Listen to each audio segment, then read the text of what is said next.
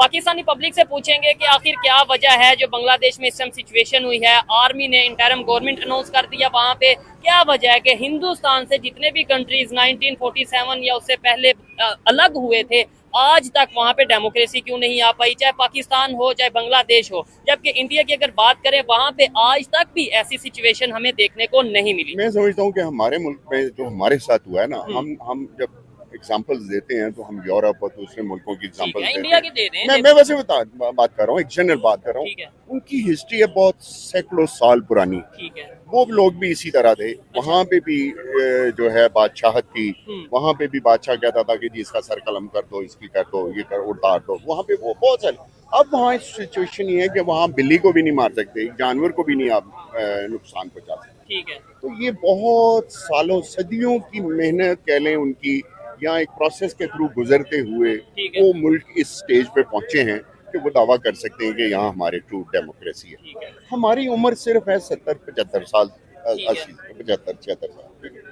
हमारे यहाँ जो मैं समझता हूँ, मेरी ज़ाती राय है कि हमारे साथ जो हुआ है वो ये है कि यहाँ स्केर्सिटी ऑफ लीडरशिप रही है। यहाँ हमें कभी भी ट्रू लीडरशिप नहीं मिल सकी। गोरा गया हमें आज़ादी दे के, सो कॉल्ड आज़ादी, जो कि आज़ादी नहीं दी। उसके बाद हम काले अंग्रेजों के गुलाम बन गए, फ्यूडल लॉर्ड्स के हम गुलाम बन गए। यहाँ पे इसलिए कि हम गलत हाथों में, हमारे यहाँ लीडरशिप आ ही नहीं सकी आज तक। अब अगर आप देखें, इम्पार्शल होके आप देखें, तो अब तक की हिस्ट्री में हम सिर्फ समझते हैं कि भुट्टो एक ऐसा लीडर था, एक ऐसा बंदा था कि जिसमें कैपेबिलिटी थी और वो निकला भी, और उसने उसका एक विजन था, उसका एक थॉट था, उसने डेमोक्रेटिक लीडर बनने की उसमें सलाहियत भी थी और उसने कोशिश भी की। उसने 74 में यहाँ जो है हमारी एक कॉन्फ्रेंस हुई जो मुसलमानों 74 में, तो वो कहने का मतलब उसने सारों को इकट्ठा किया। हमारे पे असर जो दूसरे फॉरेन एलिमेंट्स हैं, अब हम बात छुपी नहीं रह गई, जो अमेरिका कह लें या जो या नहीं, CIA तो चलो उनकी एक एजेंसी है ना, उसको हम जब सिर्फ बात करेंगे तो वो अमेरिका है, यूरोपियन यूनियन की। उनके वो खुद ही ये कहते हैं, अमेरिकन खुद ये कहते हैं, अगर आप हिलरी क्लिंटन का वो इंटरव्यू उठा के देख लें तो कहते हैं कि बहुत सारे मुल्कों में ज़ाहिर डेमोक्रेसी है, लेकिन जब हम उनसे डील करते हैं, ये अमेरिकन कह रहे हैं, ये अमेरिकन कह रहे हैं कि जब हम उन मुल्कों से डील करते हैं तो वो हम उनकी स्टैब्लिशमेंट से डील करते हैं, हम उनके आर्मी से बात करते हैं, हम उनकी सिविल गवर्नमेंट से बात ही नहीं करते। हमें हमारे जो मामला हमने तय करने होते हैं वो हम उनकी जो है एस्टेब्लिशमेंट से बात करते हैं। और इनको वो उन्होंने कहा, उनको नाम दिया कि these are deep states. Deep state होती है वो कि जिसमें आप बाजार तो डेमोक्रेसी है लेकिन वो उसे चला, और उसमें बहुत सारे मुल्क हैं, उसमें अनफॉर्चुनेटली पाकिस्तान भी, बांग्लादेश भी शायद हाँ जैसी है। इससे पहले इंडिया और बांग्लादेश के रिलेशंस बहुत कॉर्डियल रिलेशंस, बहुत ही जबरदस्त ताल्लुकात चल रहे थे। तो या तो इसको किसी की नजर लग गई है या फिर इसके अंदर कोई शामिल। आप देखिए इसके अंदर कहा जा रहा है कि ये जो सारा क्राइसिस हुआ है, गो के इसके अंदर वो प्रोटेस्ट शामिल हैं। ये बात गलत नहीं है कि बांग्लादेश के अंदर बहुत बड़े पैमाने पर इतना बड़ा प्रोटेस्ट स्टूडेंट्स का और यूथ का हुआ है, जो कि बहुत कम देखने को मिलता है। लेकिन होता यह है कि जब कोई हुकूमत के ऊपर ऐसी कोई सिचुएशन आती है तो या तो उसकी ओपोनेंट जो पार्टियां होती हैं, ऑपोजिशन, वो कहती है कि जनाब हम तुम्हारे खिलाफ तहरीक चला रहे हैं, मूवमेंट चला रहे हैं, तो तुम्हें हम उतार देंगे, ठीक है।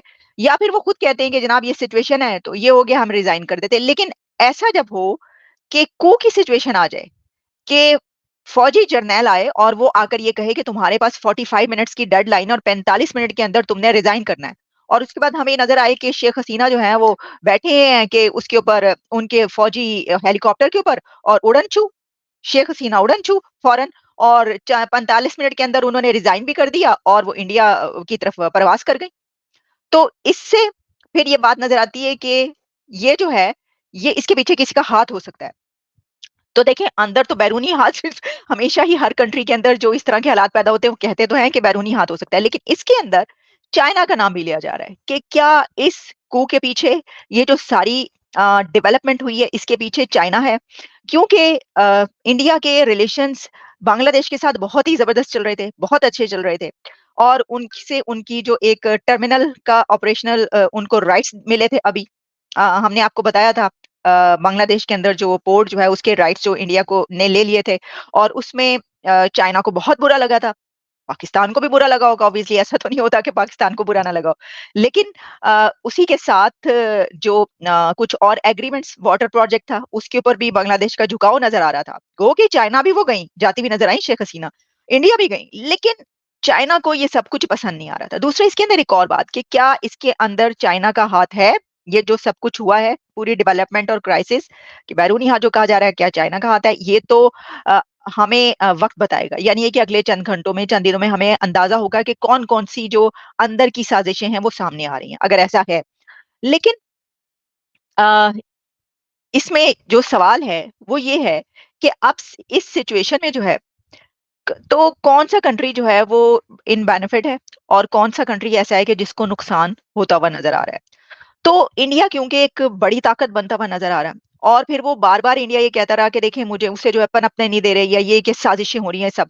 तो एक ऐसी सूरत हाल में अगर कहीं से भी कोई ऐसी चीज नजर ना आ रही हो, तो फिर कोई ना कोई तीली जो है वो ऐसी लगाई जाए कि वो आग ऐसी भड़के कि जरा डिस्रप्शन पैदा हो। तो वो डिस्रप्शन पैदा हो गई है। असल में ये जो चीज़ होती है ये कोई दिनों में डेवलप नहीं होती है, ठीक है। इसके पीछे एक बहुत बड़ी जिदोजहद होती है, बर्दाश्त होती है उसके पीछे। जब बर्दाश्त ख़त्म हो जाती है किसी भी आवाम में या किसी भी इंसान में, तो वो चीज़ें इस तरह उभर के आती हैं। अनफॉर्चुनेटली हमारे मुल्क में बर्दाश्त ख़त्म हो चुकी हुई है, लेकिन उभरने के लिए कोई एक अंगारा कह लें, कोई एक चीज़ चाहिए, मोटिवेशन चाहिए, ठीक है, जो हम लैक कर रहे हैं यहाँ पे। उन्होंने जो किया है, पहले उन्होंने अपना कोटा सिस्टम अप्रूव कराया, ठीक है। 45% जो है उनके ऑफिशियल्स के पास, गवर्नमेंट ऑफिशियल के बच्चों के लिए था, ठीक है, जो स्टूडेंट से बड़ी जिदोजहद करके और मुंह पे जो है गोलियां खा के, तो उन्होंने अपना 90% जो है अप्रूव कराया। ये कोई छोटी बात नहीं है। आजकल आप देख लें, अपने हालात देख लें, कौन कितना निकल सकता है, निकल के दिखाएं आप, 4 बंदे जमा करें। इसके लिए करेज चाहिए होती है, जो पाकिस्तानी अवाम में तो खैर बिल्कुल नहीं है। हाँ, KPK में माना जा सकता है और बल्तिस्तानियों में ये माना जा सकता है। तो पंजाबी कह लें या पंजाब वालों से कह लें, ये एक्सपेक्ट नहीं कर सकते कि आप उन जैसे कुछ कर सकेंगे। सर, ये बात क्यों की जा रही है कि पाकिस्तान को बांग्लादेश से सीखने की ज़रूरत है? सीखने की ज़रूरत है इन अ सेंस के जो वो तरक्की कर रहे हैं, उन्होंने जो अपना रुपया, जो टका उन्होंने अपना अपलिफ्ट किया है, उस सेंस में, एक्सपोर्ट की सेंस में, मैन्युफैक्चरिंग की सेंस में, ठीक है। उनके आप इंडस्ट्रीज देख लें कितनी डेवलप हुई हुई है। हाँ, इस सेंस में तख्ता उलटना या उनके भी मिलिट्री कूप आया है, वो हमारे पास 3 बार आ चुका है मार्शाल्लाह, ठीक है। इसमें कुछ सीखने वाली बात नहीं है, लेकिन जो हक की बात हक कहना और गलत को गलत कहना, हमें ये सीखने की ज़रूरत है। सर, बहुत सारे लोगों का ये भी कहना है कि शेख हसीना वाजिद जो है वो अपने बाप की तरह इस्तीफा देने के बाद इंडिया भाग गई है। कहा जा रहा है कि वो इंडियन एजेंट है। इस पर आपकी क्या राय है? देखिए, इंडियन एजेंट कहना वो एक अलग बात है। जो है इंडिया की हुकूमत तो रही है बांग्लादेश में, ठीक है। इलेक्शंस इंजीनियर्ड होते हैं, ठीक है, वहाँ पे, और एक 30 साल से हसीना वाजिद ही विन करती आ रही हैं। ये कोई नॉर्मल चीज़ नहीं है कि उनको ही चूज़ किया जाता है। वो अपने ओपोनेंट को मतलब बिला शिकस्त वो बाहर कर देती हैं। तो हमारी बस बदकिस्मती ये है कि हमारी यहाँ पे बारियाँ लगी होती हैं, ठीक है, एक आता है एक जाता, तो सेम स्ट्रक्चर ये उनका और हमारा। सर, हमने देखा है कि शेख हसीना वाजिद के ताल्लुकात इंडिया के साथ बहुत ज़्यादा अच्छे थे और उनका इक़्तिदार में रहने पर इंडिया का बहुत बड़ा हाथ था। इंडिया की जानिब से उन्हें बहुत ज़्यादा हमेशा सपोर्ट किया गया है। जी बिल्कुल, उनका जो है, देखें, हुकूमतें आजकल जो है ना, जंगे तलवारों से और इस तरह नहीं की जाती। इनको कहते हैं कोल्ड वॉरफेयर कहते हैं, अगर आप मिलिट्री टर्म्स को अंडरस्टैंड करती हैं तो। कि कॉलोनियलिज्म कहते हैं। ब्रिटिश अब यहाँ से, हमारे पाकिस्तान से, इंडिया से चला तो गया है, लेकिन वो अभी भी उधर बैठे हम पे रूल कर रहे हैं, ठीक है। इंडिया ने भी और चाइना की भी यही पॉलिसी होती है कि अपने घर में बैठ के मुल्कों पे रूल किया जाए, उनको लोन देकर, उनको कर्जे देकर, उनकी इंडस्ट्री डेवलप करके उनको अपने मातहत कर लिया जाए। तो सेम वही अफगानिस्तान में इंडिया ने भी किया है, बांग्लादेश में भी कर रहा था। तो ये कोई नई बात नहीं है।